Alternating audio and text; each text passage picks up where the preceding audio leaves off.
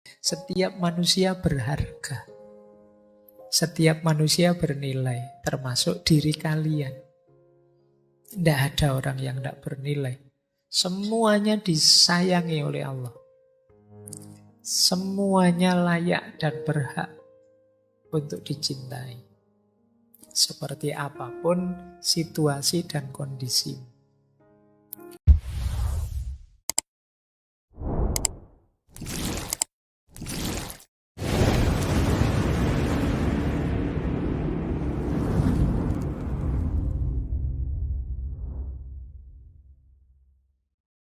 Assalamualaikum warahmatullahi wabarakatuh. Bismillahirrahmanirrahim. Ini juga salah satu tips untuk melawan kebencian diri. Jadi membenci diri itu nanti harus diganti dengan self-worth. Self-worth itu merasa diri berharga. Yang kedua self-esteem, punya kebanggaan diri, dan self-confident, punya kepercayaan diri. Ini tindakan konkret yang bisa kita lakukan. Yang pertama, mandiri. Ayo mandiri, memutuskan sendiri, membuat pilihan sendiri. Jadi kita biasakan hidup yang mandiri. Karena dengan menyelesaikan masalah sendiri, memutuskan sendiri, nanti muncul kebanggaan pada diri kita. Ternyata aku bisa juga ya. Ternyata aku mampu juga ya. Dan itu menguatkan diri kita. Nambah rasa cinta kita pada diri kita sendiri. Yang kedua, jangan enggan untuk menerima tanggung jawab. Ini akan melatih kita bangga dengan diri kita. Ternyata bisa saya jadi ketua ini, ketua itu. Ternyata saya bisa jadi panitia ini, panitia itu, meskipun bagian seksi apalah gitu. Jadi ini namanya siap menerima tanggung jawab. Cobalah, enggak apa-apa, ambil tanggung jawab apa kecil-kecilan. Mungkin bagian marketing apa itu, atau bagian pembantu apa itu. Coba ambil tanggung jawab. Pak, saya untuk ngaji filsafat ini saya bagian noto gelas ya, saya pokoknya tahu. Atau kelihatannya ada yang di depan bagian noto sandal ya, nah itu bisa. Atau saya ini melatih kebanggaan diri. Biar kamu sadar bahwa kamu bisa. Di kamar kos ini kita kan satu kamar berdua. Saya yang bertanggung jawab menyalakan lampu misalnya. Jadi kalau masuk kamar saya bagian nyalain lampu, kamu bagian ngepel, nyapu dan jadi ya sampai naik dhewe golek sing enak. Jadi ini namanya melatih diri. Ini melahirkan rasa bangga, merasa berharga. Saya itu orang, meskipun saya biasa-biasa gini Pak, saya itu cukup bernilai loh Pak. Prestasimu apa? Loh saya itu bertahun-tahun bagian nyalain lampu di kamar itu. Tidak ada yang seistiqomah saya menyalakan lampu misalnya. Loh itu kan kebanggaan. Jadi siap menerima tanggung jawab dan bangga dengan prestasi. Saya bangga saya bisa ini, saya bangga saya bisa itu. Kemudian suka dengan tantangan baru. Nambah tantangan, kita bisa menaklukkan, kita tambah bangga dengan diri kita. Kemudian bisa tertawa, bisa nangis, mau teriak kalau memang jengkel, dan kalau memang ingin sayang, ya bilang sayang. Kalau memang itu spontan saja, tidak usah terlalu. Ini melatih kepekaan diri. Orang itu yang benci dirinya, orang minder itu mau tertawa saja mikir, saya mau ketawa ini lucu banget ini, tapi jangan-jangan temanku tersinggung, atau jangan-jangan tidak situ ketawa. Mau nangis juga begitu. Wah nanti tidak dianggap jantan saya nangis, tidak jadi nangis. Udah. Ekspresikan saja. Kalau terharu ya nangis. Nonton sepak bola sambil nangis-nangis. Atau kalau Tidak apa-apa, mungkin jagomu kalah. Atau pas apalah gitu main, tidak apa-apa. Tunjukkan ekspresi dirimu. Kalau kegulan ya sedih, kalau menang ya seneng, biasa saja, dinikmati saja. Tidak usah terlalu banyak mikir. Spontan saja. Nah itu membahagiakanmu. Jadi jiwamu longgar. Mau teriak-teriak saja. Meskipun jangan tengah malam. Sepi-sepi kamu nanti dicari tetanggamu. Ingin ketawa-ketawa saja. Ya meskipun jangan lama-lama, jangan sendirian, jangan tengah malam, jangan nanti kamu diangkut ke RSJ sama tetanggamu. Jadi hidup yang nyaman, yang enak, kamu bisa menikmati. Dan yang terakhir, frustasi, stres itu biasa dalam hidup ini. Banyak tujuan yang tidak tercapai, tapi kita siap kok menghadapinya. Ini membuat kita bahagia.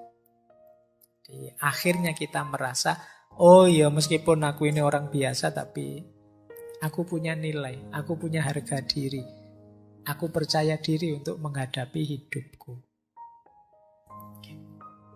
Baik, saya lanjutkan biar utuh. Nah, sekarang kita lihat ada beberapa makna filosofi dari kebencian diri ini yang penting kita renungi. Kita awali dari filosofi akarnya kebencian diri. Ada satu quote yang bunyinya begini.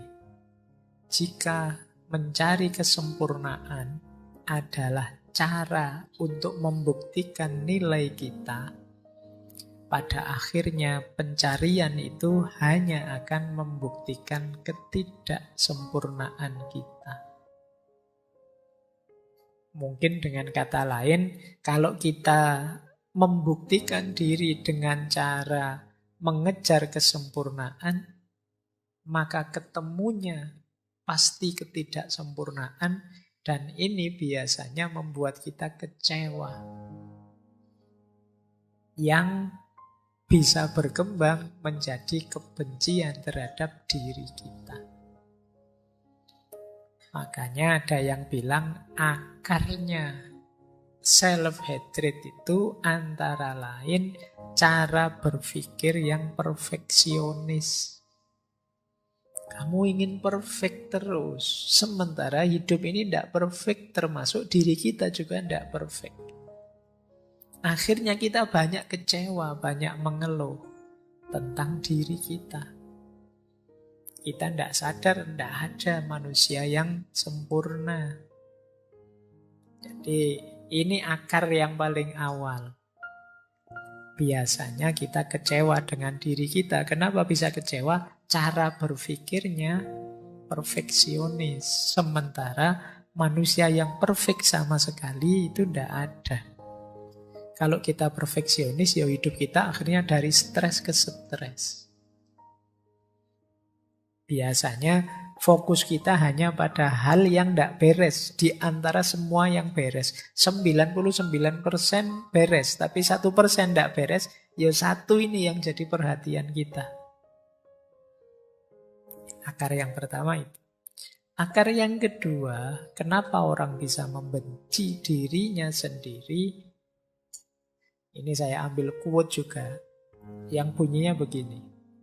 Pesan-pesan yang diterima anak-anak kita dari gurunya, pelatihnya, dan meskipun dengan niat terbaik dari kita, dapat mendorong mereka ke arah kesombongan atau keputusasaan, ke arah pembenaran diri atau kebencian diri. Nah ini yang kedua, ini akarnya bisa dari lingkungan. Mungkin teori-teori, konsep-konsep, nasihat-nasihat yang masuk ke kepala kita dari lingkungan sekeliling kita. Yang membuat kita terus benci dengan diri kita. Ya misalnya tadi kita jadi, wah saya itu ternyata bukan anak soleh ya. Wah, ternyata saya itu bukan anak yang pinter ini, pinter itu ya, tidak seperti teman-teman ya. Itu sejak kecil terus muncul kebencian pada dirinya. Sampai di level dia putus asa dengan dirinya. Akhirnya terus banyak anak-anak yang nakal. Banyak anak-anak yang untuk menarik perhatian yang lain, dia melakukan hal-hal yang tidak kita inginkan. Karena sejak awal dia dibuat putus asa dengan dirinya oleh lingkungannya. Jadi mungkin dicap ini, dicap itu, dimarahi begini, dimarahi begitu ya. Akhirnya dia, ternyata aku ini tidak berharga, ternyata aku ini tidak penting, ternyata aku ini tidak bernilai. Sudahlah, wong aku tidak penting, tidak bernilai saja, rusak juga tidak apa-apa. Nah, yang kedua dari lingkungan, akarnya. Saya tidak tahu teman-teman yang muda-muda yang malam hari ini hadir, semoga tidak ada yang hasil cetakan lingkungan yang semacam itu. Kalau ada, ayo latihan kita bersihkan sendiri. Setiap manusia berharga.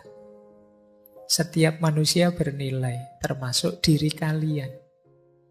Tidak ada orang yang tidak bernilai. Semuanya disayangi oleh Allah. Semuanya layak dan berhak untuk dicintai. Seperti apapun situasi dan kondisi. Akar kedua. Akar ketiga. All hatred of others is a reflection of self-hatred. Kebencian kita pada yang lain itu adalah pantulan dari kebencian kita pada diri sendiri. Sebaliknya juga begitu, semua cinta kita pada yang lain itu pantulan dari cinta kita pada diri kita sendiri. Jadi akarnya apa? Timbal balik dari kebencian kita pada yang lain. Kalau kita benci orang lain, sebenarnya sebelumnya kita sudah benci diri kita sendiri. Ini ciri yang ketiga, ini akarnya memang jiwa kita, jiwa yang membenci. Mungkin karena kecewa dengan diri kita. Ada banyak hal yang tidak sesuai dengan keinginan kita. Akar yang keempat, tidak memaafkan diri sendiri sering menjadi akar dari kebencian diri yang ekstrim. Dan menjadi penghambat yang intens. Hampir tidak mungkin untuk benar-benar memulai kembali ketika kita merasa tidak dapat memaafkan. Jadi ayo kita bisalah memaafkan diri. Ya memang kita kadang-kadang keliru, kadang-kadang salah, kadang-kadang pilihan kita meleset. Tapi kan bukan berarti tidak bisa dimaafkan. Ya maafkanlah. Mungkin kalian kalau ingat salah-salah yang dulu, rasa malu yang dulu, mungkin pernah nyontek ketahuan, mungkin pernah pokoknya yang menyakitkan di masa lalu, maafkanlah. Terimalah fakta itu, akuilah, maafkanlah, ya tentu saja kalau memungkinkan perbaikilah. Banyak orang yang lari dari dirinya karena momen-momen yang menyakitkan tadi.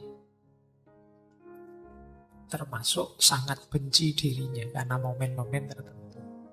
Nah, maafkanlah. Wong kita untuk orang lain saja direkomendasikan untuk dimaafkan. Banyak di antara kita yang tidak bisa memaafkan dirinya sendiri. Tiap hari kerjaannya memarahi dirinya sendiri. Dasar aku ini males, dasar aku ini bodoh, bodoh banget aku itu. Kemudian, aku ini, sering kita memarahi diri kita sendiri, tidak memaafkan. Allah aja maha pengampun. Untuk sesama kita diminta memaafkan, tapi kita kejam sekali pada diri kita sendiri. Nah, akarnya ternyata kita tidak mau memaafkan diri. Terus, setelah akar kita ketemu rasanya. Rasa yang pertama adalah rasa negatif. Ada quotes yang pertama itu, kalau hati dibalut kebencian, kupu-kupu yang cantik tampak seperti gagak. yang manis. Serigala yang seperti ulat pun tampak menjadi naga. Jadi kupu-kupu tampak seperti burung gagak. Ular tampak seperti naga. Itu kalau mata kita adalah mata kebencian. Melihat segala sesuatu jeleknya saja. Hari ini kan banyak tradisi kebencian yang hidup di sekitar kita. Lihat apa-apa, jeleknya saja. Kalau sudah mengidolakan seseorang, seolah-olah orang ini kayak malaikat raiso salah. Kalau sudah membenci orang, seolah-olah orang ini iblis yang tidak mungkin benar. Nah, ini cara berpikir kita hari ini. Dan kalau kita berpikir seperti ini, apalagi terhadap diri kita, iblisnya tadi berubah jadi diri kita. Nggak ono bener iblis. Apalah saya itu, Pak? Nggak ada gunanya saya itu, Pak. Untuk apa sih, Pak, saya hidup ini itu? Rasanya seperti ini. Kalau kita benci pada diri kita. Maka ada quote yang kedua, kesalahan banyak orang hari ini adalah merasa malu tentang diri mereka, terus bohong dan berusaha menjadi orang lain. Nggak ngaku dirinya. Karena dia tidak menerima dirinya, dia tidak mengakui dirinya. Siapa aku yang seperti ini? Nggak, ini bukan saya kok, Pak. Saya nggak begini kok, Pak. Aslinya nggak tahu sekarang kok begini. Saya dulu itu rajin loh, Pak. Kan sering mahasiswa itu kalau absenmu kok banyak semester ini. Aslinya saya itu rajin kok. Berarti sekarang kamu nggak asli lagi ya? Kamu sudah KW berapa sekarang? Orang sering tidak menerima dirinya sendiri, malu dengan dirinya. Akhirnya dia melarikan diri dari dirinya dengan cara apa? Berusaha menjadi orang lain. Nah, saya itu malu, Pak. Saya itu wajah saya agak keras gini, tapi saya sukanya kok musik-musik yang misalnya tradisional, musik itu loh, Pak. Terus dia merasa malu karena circle-nya musiknya beda. Akhirnya dia mengubah dirinya. Ikut selera musiknya temannya. Gayanya kayak menikmati, tapi tersiksa dia. Kenapa? Dia berusaha jadi orang lain. Biasanya nonton film kartun kok, wah ini sudah mahasiswa, tidak boleh katanya nonton kartun itu kan anak-anak. Kamu berusaha untuk tidak jadi anak-anak lagi, dan kamu nonton film apa lah gitu yang dan kamu tersiksa gara-gara itu. Yang terbayang di kepalamu kan tetap suka kartun mungkin. Ini kok disuruh nonton film superhero kayak gini. Saya itu bayangan saya film itu ya Doraemon apa itu misalnya. Bukan engkau yang dulu karena ya itu tadi kamu tidak mengakui dirimu. Nah, itu kata dia itu yang dirasakan oleh orang yang membenci dirinya, malu terus berusaha mengubah diri. Sehingga kata Sherry Huber itu yang terakhir, kalau ada orang memperlakukanmu sebagaimana engkau memperlakukan dirimu. Jadi ada orang memperlakukan kita seperti kita memperlakukan diri kita. Kita memperlakukan diri kita itu kan kejam sekali. Kita paksa ikut prinsip kita. Kita suruh ini, kita suruh itu, kita marahi, kita bikin susah. Kan tiap hari begitu kita pada diri kita. Kalau ada orang melakukan hal yang sama pada diri kita, sejak awal mesti kita menjauh dari mereka. Jadi ini yang bagian rasa. Itulah yang kita rasakan kalau kita benci diri kita. Baik, lanjut. Nah, ada 2 quotes untuk gimana terus jalan keluarnya. Yang pertama ada kebencian yang sumbernya dari luar.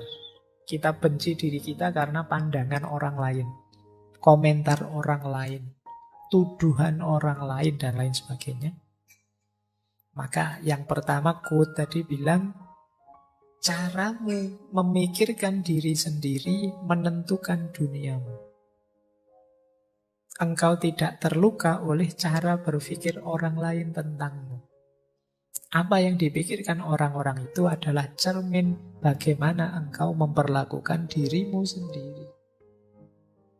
Jadi hidup kita itu ditentukan pikiran kita, bukan pikiran orang lain.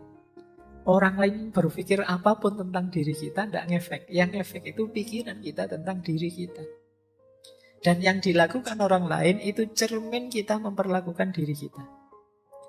Kalau kita tiap hari memperlakukan diri kita seperti orang, dalam tanda petik, orang bodoh, misalnya, yuk teman kita akan memperlakukan kita seperti itu.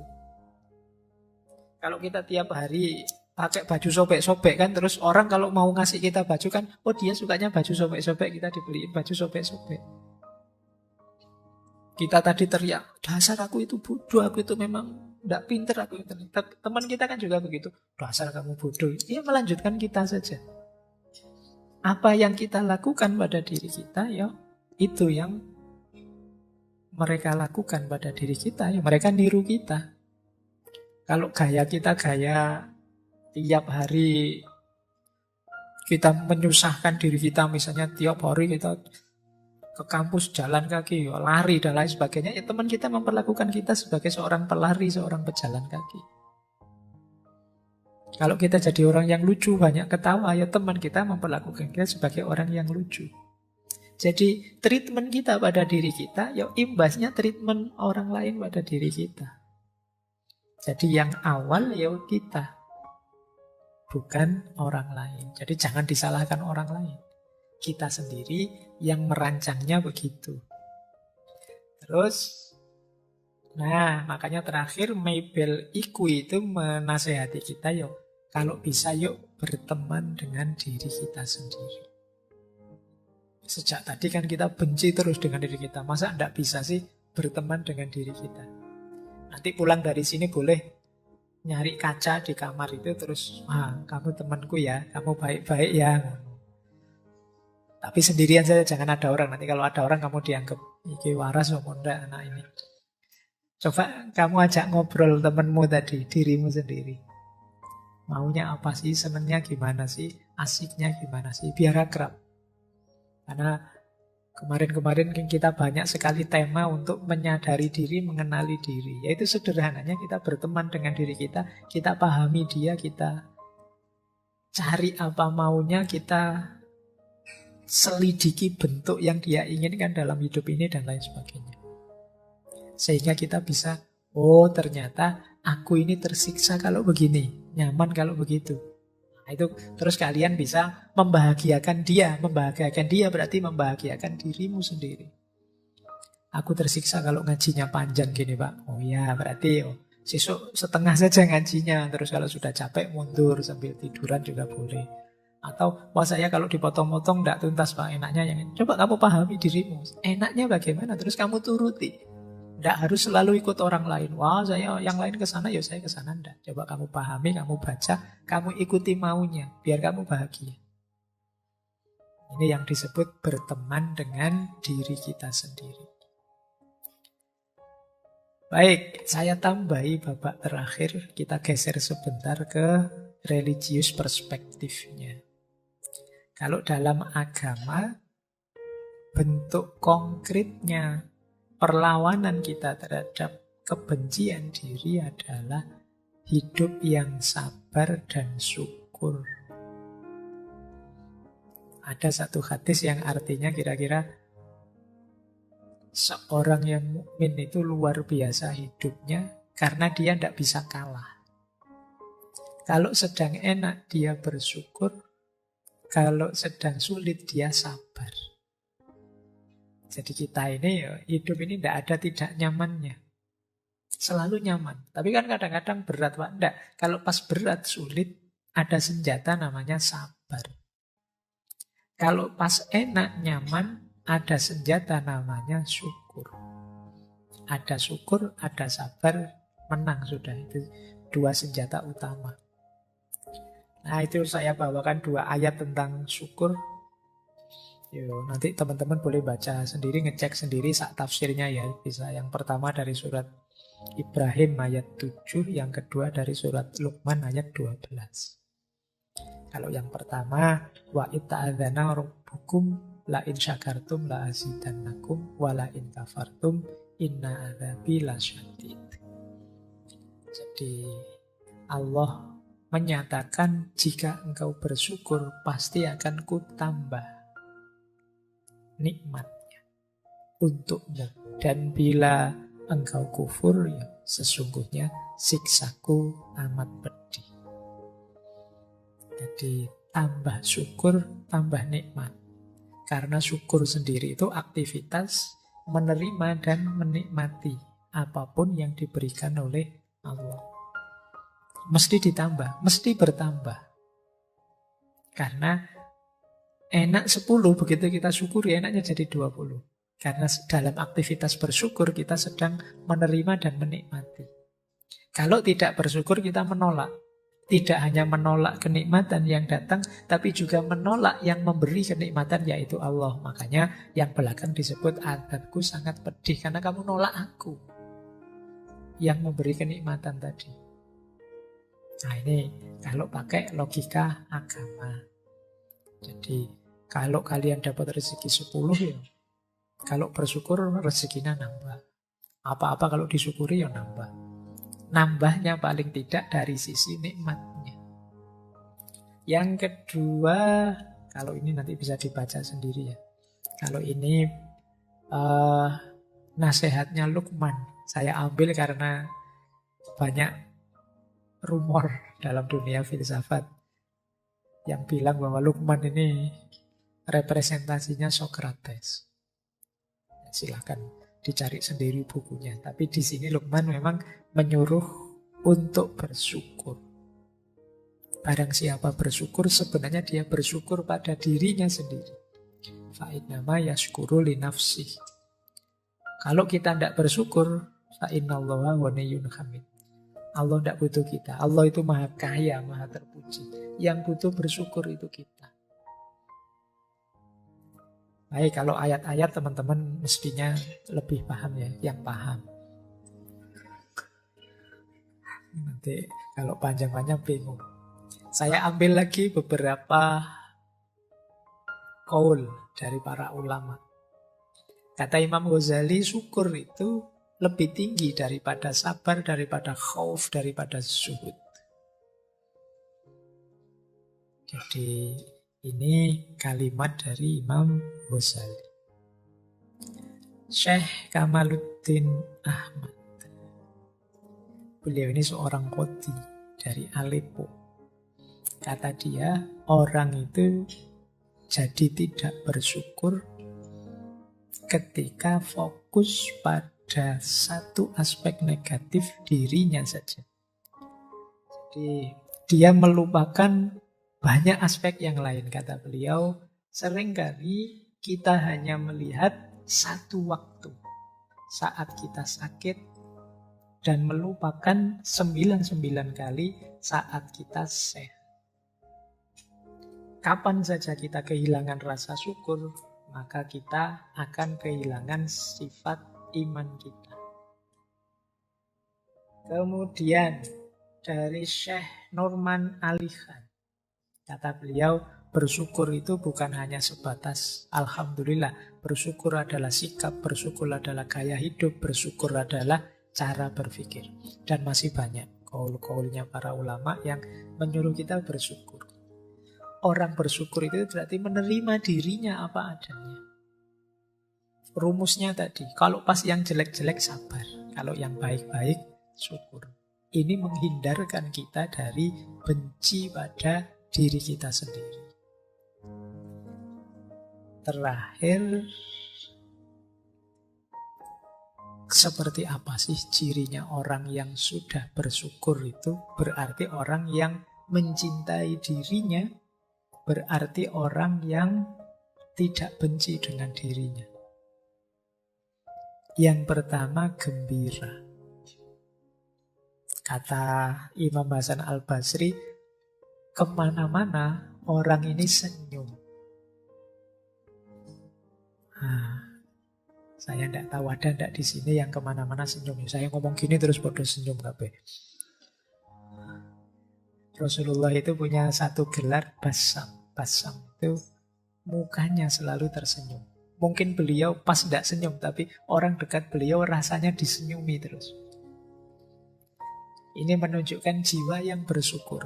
Jadi dia gembira, hidupnya gembira. Yang kedua, menggembirakan. Tidak hanya gembira, tapi juga menggembirakan. Menggembirakan itu kehadiranmu tidak hanya bermanfaat untuk dirimu, tapi bermanfaat untuk yang di luar dirimu. Karena engkau gembira, kalau bahasa psikologinya mungkin, maka frekuensi dan vibrasimu yang kamu sebarkan ke sekeliling juga menggembirakan. Orang bisa seperti ini karena dia bersyukur. Karena dia menerima hidupnya dan mensyukuri apapun yang terjadi dengan dirinya. Ketika dia bersyukur, dia gembira. Ketika dia gembira, dia menggembirakan. Kita dekat dengan orang yang senyum terus, dengan orang yang gembira kan enak. Tapi kita dekat dengan teman yang merengut terus, sumpek terus, susah terus, kita males. Main yuk ke teman yang itu, males nanti ketemu masalah lagi. Ada saja problem gitu kan, kita sering gitu. Nah, jadi orang yang menggembirakan, biar orang kangen dengan kita. Jadi, kan banyak itu di antara kita yang tidak bikin kangen, malah bikin sebel. Harusnya kehadiran kita ditunggu-tunggu, tapi nanti ada momen kehadiran kita dilarang-larang. Semoga dia tidak datang, semoga dia tidak datang. Alah datang. Itu ya. Berarti kehadiran kita ditolak, tidak ditunggu. Yang ketiga, jiwa yang bersyukur, yang cinta dengan dirinya adalah jiwa yang kuat, tabah, dan bisa mengontrol diri. Ini hubungannya dengan kalau mengalami hal-hal yang negatif. Sedang susah, sedang sulit, sedang ada masalah, masih bisa mengontrol dirinya dan kuat. Jadi stabil dalam kebaikan, apapun yang terjadi. Tidak kok, wah ini saya sedang ada masalah nih Pak, saya tak dosa-dosa dikit, tidak apa-apa lah Pak, nanti ditobati. Ini kalau itu jangan. Berarti tidak mampu mengontrol dirinya. Saya bohong sebentar saja lah Pak, nanti kalau masalahnya selesai saya tak jujur lagi. Nah, tetap kontrol dirimu. Itu menunjukkan kita punya jiwa yang sabar dan syukur. Yang keempat, kalau ini keluar kepada orang lain. Kalau tadi kan dalam diri kita. Memaklumi dan memaafkan. Jadi kalau ada orang menyakiti kita, berbuat salah dengan kita tidak terpengaruh. Kita maklumi dia dan kita maafkan. Ini lebih meringankan kita. Dan yang terakhir tentu saja ikhlas. Ikhlas ini ya jiwa yang tidak terikat apapun, yang tidak berpamrih apapun. Satu-satunya pamrih dan ikatan itu hanya Allah saja. Inilah mindset religius yang penting kita kembangkan menghadapi self-hate tadi. Biar kita tidak benci diri kita. Tadi ada banyak proses, manifestasinya ini. Ayo dicek. Kita itu hidupnya sudah gembira apa belum? Menggembirakan orang apa belum? Mampu menguasai diri, mengontrol diri apa tidak? Mudah memaafkan apa tidak? Jiwa kita ikhlas apa tidak? Ini parameter-parameter untuk menegaskan sejauh mana kita mencintai diri kita dan tidak membenci diri kita. Baik, masih ada. Tak pikir selesai. Ini positive self-talk. Kan tadi ada kalimat-kalimat buruk yang saya sampaikan di depan. Aku tidak mampu, aku ini rusak, apapun yang terjadi mesti salahku dan lain sebagainya. Ayo mengafirmasi diri ya dengan kalimat-kalimat ini. Ini kemarin kelihatannya waktu self-love juga saya sampaikan. Sering-sering bilang pada diri kita bahwa kehadiranku di muka bumi ini istimewa dan tidak sia-sia. Jangan menganggap aku tidak berarti, aku tidak bernilai. Semua ciptaannya Allah itu bermakna bernilai. Makanya ada ayat yang menyatakan afahasibtum annama khalaqnakum abasan. Apa engkau anggap kami menciptakan kalian itu main-main saja? Tidak. semua makhluk bernilai, apalagi manusia seperti kita. Maka sering-sering bilang, aku ini berharga, tidak sia-sia diciptakan oleh Allah. Kemudian tegaskan juga dalam diri kita, pikiran kita, pandangan kita, prinsip hidup kita, semua yang baik dalam diri kita itu hakikatnya anugerah dari Allah yang berharga. Sekecil apapun. Pak, ilmu saya itu hanya sedikit kecil, yaitu juga anugerahnya Allah, cahaya dari Allah, sekecil apapun. Kemampuan saya hanya ini. Meskipun itu kecil dari Allah, syukurilah, gembiralah. Allah masih memberi kita anugerah itu. Nah, ini untuk biar kita tidak keluar dari jalur syukur tadi. Yang ketiga, aku fokus pada apa yang bisa aku kontrol. Selebihnya pasrah saja pada Allah. Kuatku ya hanya sholat yang wajib-wajib ini saja sementara. Sisanya pasrah pada Allah. Mohon ampun ya Allah, saya masih belum bisa sholat malam secara istiqomah.